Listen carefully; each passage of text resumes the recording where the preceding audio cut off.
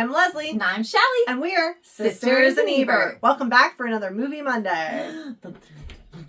Get on your horse. Here we go. A lot of inappropriate things I can't not say. Yeah, we have to be careful with this one.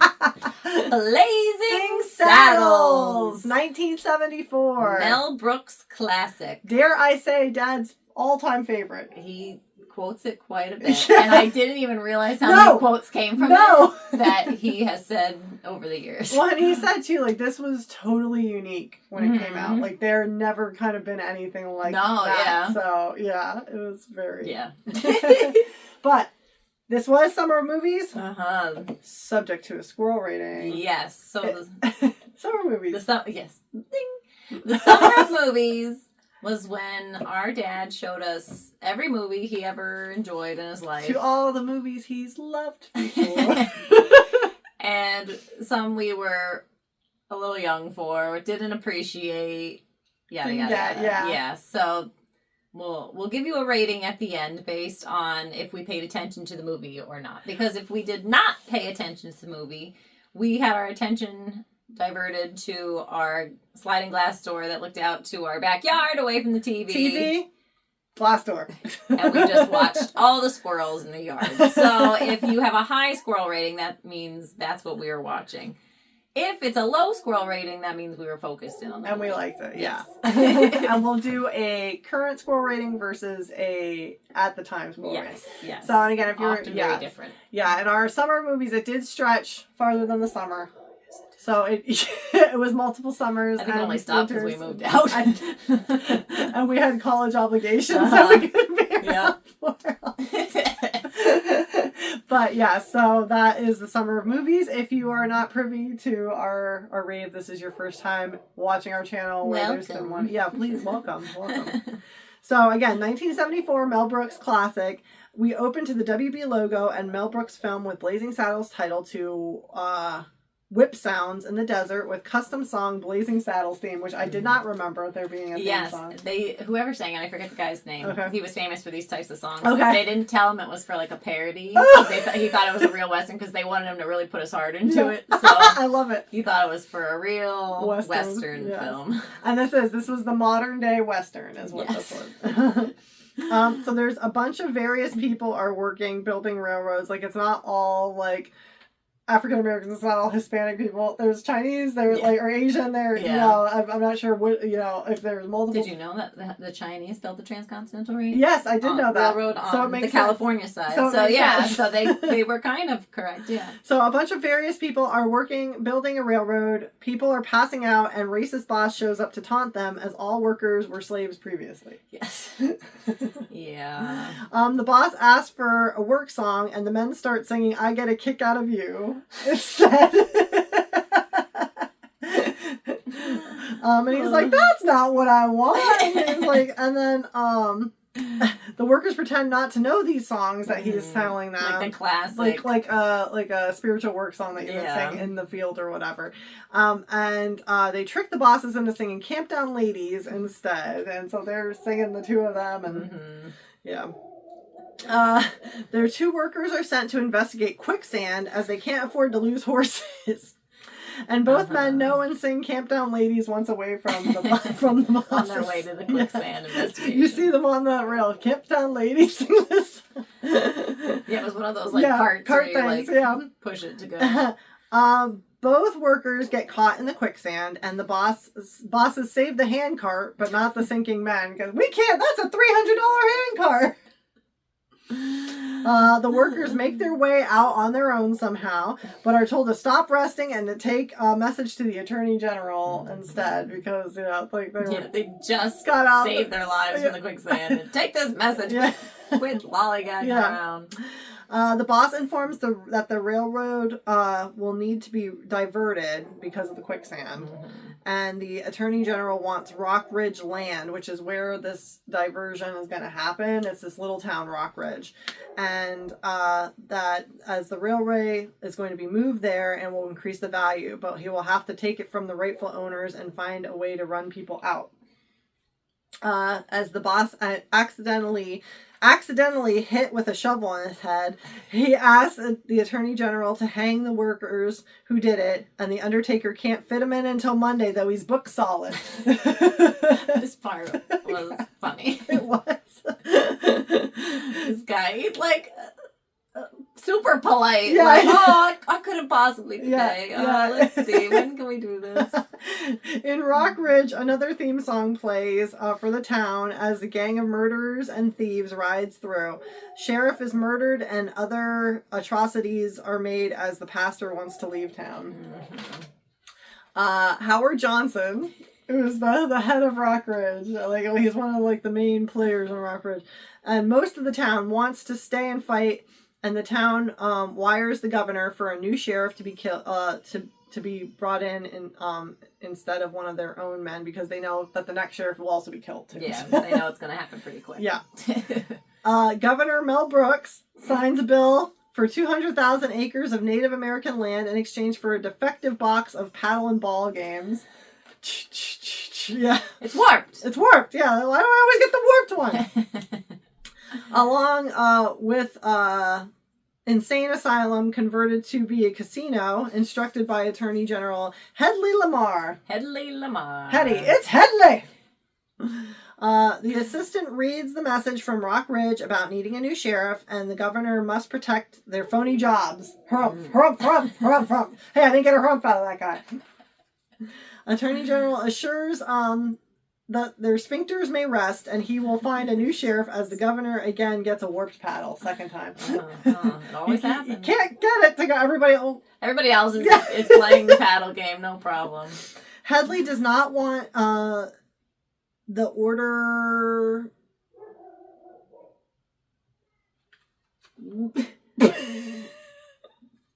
Rest cred. That's what I was getting to. What's the next word? To Rock Ridge, though. So he wants a sheriff who... Restricted. No. Oh, he doesn't want order restored. Restored to Rock Ridge, though. You gotta close your O's. I know. So he wants my pen was starting to go. Oh no. Yeah. To Rock Ridge, though. So he wants a sheriff whose very appearance would run people out of town. Mm-hmm. So he's fixing this so he can take over the town. Yes. Hedley spoilers, by the way. All of these have spoilers. Anyway, yeah. 1974, you've had your chance. Okay. Hedley appoints an African American for sheriff, which governor objects to, but is told he'd go down in history as the first governor to appoint a black sheriff. And he would be honored in years to come. He's not wrong. No. I mean, that always gets documented. Yeah. And the governor is worried that the town would kill him in one day, but Hedley assures him only one day is needed. So everybody's using this poor guy. He's one from the quicksand. Yeah, this is the guy from the quicksand. We don't get his name yet. Not yet, okay. No. The new sheriff is off to Rock Ridge with Gucci saddlebags. Yes. As Count Basie Orchestra plays him off in the desert. The whole orchestra. The whole orchestra was there. The town is ready to welcome the new sheriff at noon and shocked at his arrival and unable to mask their shock. Mm-hmm. Yeah, they are. The new sheriff is near. The sheriff is near. The sheriff is near. Because they can't hear him. They think it's No, the new sheriff. The town is sheriff is pulls down his own welcome banner and welcomes himself as many men cock their guns at his very appearance. Sheriff pulls a gun on himself and somehow gets everyone else to put theirs away. And it's Sheriff Bart. I looked it up here because I did not want to keep writing sheriff. So Sheriff Bart is thrilled with how dumb the town is because he can use this to his advantage. Yes, he's too. Very smart guy. Yes. The entire Rock Ridge... Because he was able to escape the execution. Yes, because he was appointed to be... Yeah, he was the one who was set to be executed, and then, he was appointed to be sheriff, and, got out of the quicksand. He's quick on his feet. The entire Rock Ridge Council has the last name Johnson. Howard Johnson, all these other Johnson. And they wrote the note of displeasure about the new sheriff to the governor. Sheriff Bart makes himself at home as his drunken number 2 awakes. Puzzled, accepting of help, and pulls out more booze, and his name is Jim, and that is Gene Wilder. Jim the Waco Kid. Yeah. Are we okay? Or do we need help? Or what did he say there? Or do we... And he's like, that depends. Are we black? Yes, we are. Then we're okay. I didn't know he was hallucinating. Yeah, he was like, because he's just always drunk, blackout drunk, like all the time. Yeah. But doesn't really act like it. No. I think he kind of pulls himself together after this. Yeah. I think this was before Bart got there. True. Yeah. Once Bart comes along, then he's got some purpose. Yeah. Yes. Bart and Jim play chess, one of the two pleasures Jim has. Jim used to be the Waco Kid with the fastest hands in the West/world, and no longer able to sharpshoot. Which doesn't prove throughout the movie then. He sharpshoots a lot. I guess if he cleaned up his act. Yeah. Yes. Jim is still very fast and proves himself to Bart, but is no longer the kid after being challenged by a 6-year-old and been drinking ever since. Yeah, a 6-year-old shot him, and there's because everybody he was just exhausted all the time because everybody would just constantly be challenging him, and he just killed all these people because he would always win these sharpshooting contests. And he couldn't kill a 6-year-old. And Bart started on the wagon train in 1956 with his parents, but a Sioux tribe showed up, played by Mel Brooks, as well. That would never fly today. No. And so much of this movie would never fly today. But Mel Brooks even said several years ago, he's like, you have to make this movie because you'll never get it again. You have to just. They were so lucky they got to go for it. Yes. And he dismisses his family. They dismiss him and his family as they were darker than the Sioux tribe. So, they were getting all the white settlers that they were with, but they let them go because, they were even darker than the Sioux people. So, rail bosses are all eating beans by the fire, burping and flatulating, and figuring out who will kill the new sheriff, as all decide to give it to Mongo and to take care of instead. I think this was the first time there were farts in a movie. Yes, it was. Is that why the scene is so because now it seems juvenile. It does, but it was cutting edge back then, and they're real sounds. They were gathering up. I didn't know that. They put them in post production, but Mel Brooks would call people in his office or the That's recording hysterical. Part, when you got one, come film when you got one. When you got a ham in the oven. Yeah. Jim is shaving as Bart partakes in a jazz cigarette. We'll call it that. But Jim fears that Bart won't be accepted and shouldn't go outside. Bart isn't worried though, and will establish himself, but without success. Because right away, this old lady is just like, she gives him crap. The whole town's giving him crap. Everybody's just being super rude and not nice. Yes. Jim assures Bart that they're something. They're morons, essentially. The town is morons. Oh, the people are morons. As Mongo arrives and all the town hides away. Because, never mind that, Ma, here comes Mongo! Yes. So Mongo is this huge dude who rides a big steer, one of those longhorns. Yeah. He was he played for the Detroit Lions. Yes, he was.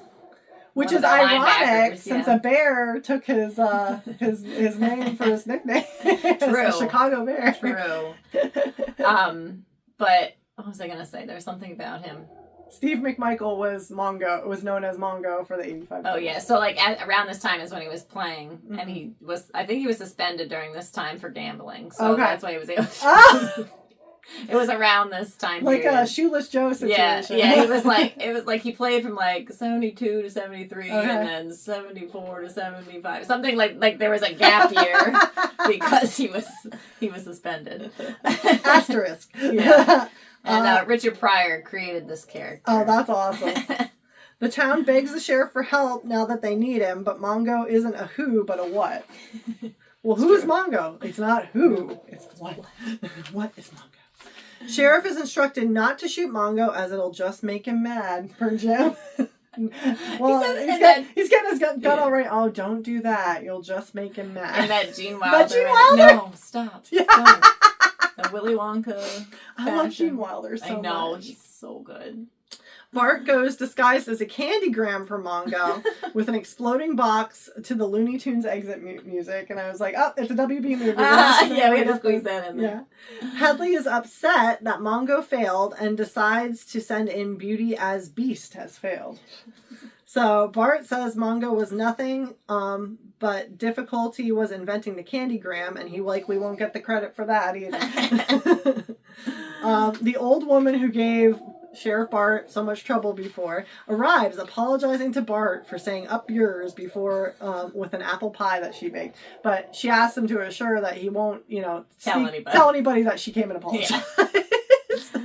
oh no, ma'am. Jim takes Bart to Lily Von Stupp show. Stupp. Yeah. And this is like a German burlesque singer, a Belgian burlesque singer. And Headley arrives to Lily's dressing room to put her up to the job to seduce and abandon Sheriff Bart. Lily performs Sick and Tired of Love with dancers.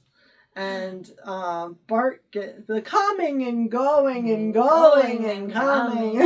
Mel Brooks said that was like the dirtiest song he ever wrote. I bet.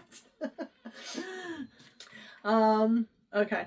And Bart gets the message to go to Lily's dressing room and goes to her where she changes and turns out the lights as Headley checks on her. She assures that he'll be sauerkraut in her hands. But instead, she falls hard for Bart, who must leave and attend to the law. Headley Lamar sent a writ for Mongo's release, and so Bart throws water on Mongo, who wakes and just breaks the chains without effort, walking out, like they have him all chained up. But Mongo wants to stay with Bart instead and explains that Headley is only interested in where Twue goes, and Mongo is a pawn in this game of life. So Bart and Jim investigate. Very philosophical. Yes. Mongo only pawn in the game of life. It's twue. Bart goes to the railroad workers with a warm welcome and informed that the railroad will go through Rock Ridge now. Bosses are informed that Bart, now the sheriff of Rock Ridge, Bart is now the sheriff of Rock Ridge, and they try to shoot him, but Jim intervenes, seemingly without movement, as the Waco Kid returns. The Waco Kid. Lily informs Headley that he'll never beat Bart, and Headley wants an army of all the worst people to take down Bart and Rock Ridge. Threat works, and the town threatens to leave, but agree to give Bart 24 hours to make a plan. All the worst villains band together in an effort to take down Rock Ridge, with one guy shot for chewing gum on the line. Well, did you bring enough for everyone? Well, no, I didn't know that. Dad used to say that. Yes. Bart and Jim steal Ku Klux Klan members' outfits, but find out by Bart's hands when signing up. Yeah, like they had his hands they're trying to infiltrate this gang to find out what's going on. What the plan is. So yeah, they have to hide Bart, obviously. Yeah, so Bart puts on the KKK robe. And he's got his hands kind of tucked in, but then they make him sign up. They're like, here, sign up for it. And they're like, oh! He says something about his hands. Like, they're so dirty or it'll come right off. Yeah. Bart runs off and recruits all the rail workers to come help him build an exact replica of Rock Ridge to have an army destroy in exchange for some land to homestead, and the town agrees as long as none of the railroad workers are Irish. But no Irish. Okay, we'll let the Irish... They're negotiating. Rock Ridge finally agrees to accepting everyone, and the town facade is successfully built. It was a very impressive 2 hour work. I don't think you mentioned what their plan was. Well, they didn't really reveal it yet at this point. Okay. It was just to destroy this town, like that they were... No, what the facade is. It's the town. I know, but you didn't explain that, is what I'm saying. I said in a facade of the town. But like... full-on replica. It looks identical. Like, it's obviously the same set. 2 miles down the road. Yeah. So that they'll destroy the wrong one, and the town will be safe. So, okay. Headley preps army up to head in, and now go do that voodoo that you do. Mom says that a lot. Yes. The town makes dummies to look like the townspeople. Very accurate. Because they were like, they built the town and they were like, this looks great. And then they're like, oh, there's nobody here. Yeah. It's a ghost town. And Jim and Mongo help Bart slow down the army with a fake toll booth, which slows the army as they must go back and get a poop ton of dimes. Yeah, I love this. Yeah, they're out in the middle of the desert. Nothing's around. Right, they could just easily drive around this thing. Yeah, walk around it. Yeah, and they're like, there's a toll booth! Like, oh, we need dimes. Everybody needs a dime to get through. So the dynamite connection is not working. So Jim fires a shot because that's what they're going to do. They're going to trap them and have pull them into the town, and the fake town, and then blow them up. The dynamite connection is not working, so Jim fires a shot to ignite it anyway. Seconds after, the town facade is identified by the army as being fake. The town successfully is fighting off the army with a crane shot, revealing the town to be just outside of WB Studios. Inside the studio, many flamboyant male dancers in top hats and tuxedos dance and sing, throw out your hands, stick out your tush, hands on your hips, give it a push. Don't be surprised you're doing the French mistake. Voila! With Dom DeLuise as the... Wrong! As the director. Yes. And he's just as bad as the dancer. Yeah, he's like, this is how you do it. And exactly. It looks worse than what they were doing. I remember this part so clearly. I do too. This is my clearest memory. That was my favorite part of the movie. I didn't even realize this was part of Blazing Saddles until I rewatched it. I thought it was something else. Like I knew it was a movie like this. I was like praying it was this because I was like, ooh, was it this or Young Frankenstein? And I'm like, please be this. And I was like, yes, because I was getting nervous because there's only like 15 minutes left in the movie at this point. I'm like, oh, it's not going to be in this. So the dancers confirm that now they have it with a yes. That sounds like steam escaping. Yes. Do you have it now? Yes. As the dancers attempt another take, the rock bridge fight breaks through the set wall and is admonished by the director. One railroad boss says he's working for Mel Brooks and doesn't care. It's a closed set, but obliges the director and punches in the gut, not the face. Like, oh no, not my face, you know. The effeminate dancers join in the fight with cowboys and all break through to the WB cafeteria where many costumed actors are eating, while WB Tour walks through and catches Hedley Lamar by surprise exiting the men's room, who takes a cab that takes him off the picture and goes to Blazing Saddle movie at the theater trying to pay a student rate. But Bart catches up to him at the theater and shoots Hedley there. It's like, it almost looks like the Grauman Chinese Theater. Like, yes, it's not it, but it's esque, you know? Mm-hmm. It's one of those classic, like, LA, Hollywood theaters. Yeah, where they would have the premiere. Yeah. Bart and Jim go in the theater to see the end of the film because they want to know what happens and hope for a good ending. Bart departs the small town as he was getting dull and instructs the town to keep the faith. Jim asks Bart where he's off to, and Bart says nowhere special, which Jim always wanted to go to. I've always wanted to go there. So he goes to. And both ride off together a short way where a town car waits to take them off set. The end. Bravo. What a movie. Oh my gosh. I did not remember liking this movie so much. I did not enjoy it. I did not either. Not the first time. The first time. And the squirrels were high. Yes, and I told her, I was like, I was dreading watching it again. I was too. She watched it, the rewatch before me. And I was like, I really liked it. And I was like, okay, now I don't mind settling in to watch it. I was dreading it too. Yeah, that's what she said. So early squirrels, 12, 15. You always give low squirrels. They feed a lot of fat squirrels. I'm going to give it like 50. Mom was just telling my daughter that she counted 24 out there the other day, so I'll give it a 24 the first time around. All right, 24 squirrels. Because, I was so bored. I don't like westerns, so already I was just like going into it like, and like I don't know, like the humor just was off. Yeah, to me, I didn't get it. I didn't get the whole plot even. Yeah, it wasn't. Now, dare I say, this is one of my favorite movies. I loved it. It was so funny. I was laughing, and just like the little. Like the director's like when they're in that scene and like he's just like giving lines and like there's like mumble things under their breath and it's so funny. It's not even like the main jokes. Yeah, they're so funny. So you would give it a 0 now. 0 squirrel rating. I think I'd give it a 1 now. Really? Yeah, like there was just some part like well a few slow at the beginning parts. It's got to build up a little because they got to set the story. But But it did get better as it went on. And I love Mongo. And Sheriff Bart's great. Jim's great. The two of them together is fantastic.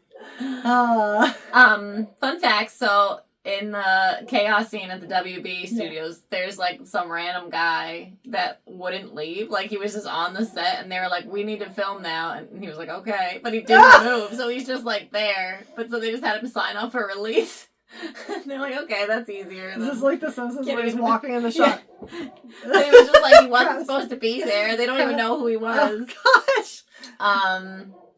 The premiere was held at the drive-in where Grease was filmed. Oh!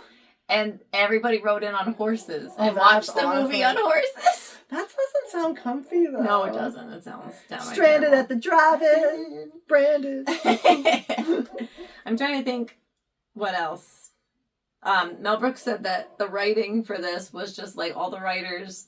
There was a bunch, like, besides him. Richard Pryor was one of them. I'm trying to remember if there was anybody else. I'm surprised Richard Pryor didn't want to be in it, too. There was something he was going to be... Was he filming something else, maybe?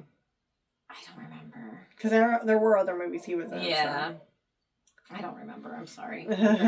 But he said that the filming process, or the writing process was just, like, everybody screaming their ideas at each other, like, trying to get their joke heard. The most, like, awful joke. Yeah, just, like, yelling them at each other. And then he said, like, the best part was that I was the director, so I got to choose, so all mine made it. That's the point. It's good to be the king, as he says in, what's the History of the World? Yeah. It's good to be the king. But yeah. I love this movie. It was more much more pleasant than childhood watching, I must say. 100%. I was like, oh my gosh, this is great. And I didn't appreciate it. Now I do. And I love Gene Wilder. I do love Gene Wilder. I love almost all the actors who were in it. Yeah, they did. Mel Brooks, you can't go wrong with Mel Brooks. Mm-hmm. Don't prove us wrong, Mel, with Spaceball 2's coming out. Oh, gosh. We're all a little afraid for it, but we want it too at the same time. Yes, so exactly. Bring it on. Yes. But we thank you for joining us this week for Sisters in Ebert. If you look in the description below this video, you will see links to our Facebook and Instagram, our social media. Please connect with us there. We have teasers that come out every Friday, and then our videos come out every Monday. And we would love to engage with you, grow the channel, and likes and subscribes and comments can help with that. So yes, they can. We're asking once again for your help. But we thank you so much for joining us, and we'll see you next Monday at the movies.